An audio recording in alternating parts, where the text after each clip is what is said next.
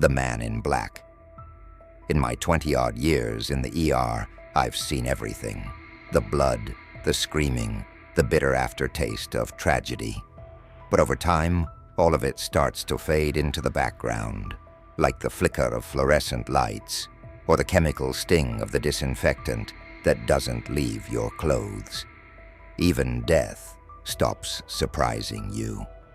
But Alzheimer's and dementia patients, they're different. They don't sit neatly inside the patterns you rely on to stay sane. They wander in after midnight, shaking with fever because they forgot they were sick. You patch them up, chart your notes, and move on. But they keep revisiting because their world resets every couple of hours. And every so often, one of them says something or sees something that makes the hair on your arms stand up. It all started on a slow summer night. One of those shifts where the halls feel hushed, like the building is holding its breath. I was doing a supply run to restock an overflow bay, the area where we kept geriatric patients who weren't stable enough for discharge, but also didn't qualify for the ICU. I'd shut the door to catch a few moments to myself. The smell of warm fabric and detergent was a nice distraction from the doom and gloom of the emergency. Suddenly I heard a shuffle behind me, soft steps, a gentle brushing sound, then slight pressure on my shoulder, a hand, warm enough to be alive, heavy enough to be unmistakable. I spun around so fast I knocked over the laundry detergent, but there was no one there, just a row of neatly folded shields and a light humming above my head. I slowed down and controlled my breathing. Nurses shake everything off. That's how you make it through the shifts. But that's when she started complaining. A sweet lady in her late 80s. She'd come into the ER every few months for some reason or another. When she came the very first time, she stayed up the entire time, waiting for a man. I asked her who he was. Maybe we could contact him. She said she doesn't remember anything except that a man in a black suit visits her sometimes. A stranger's visit wasn't unusual for someone in her condition.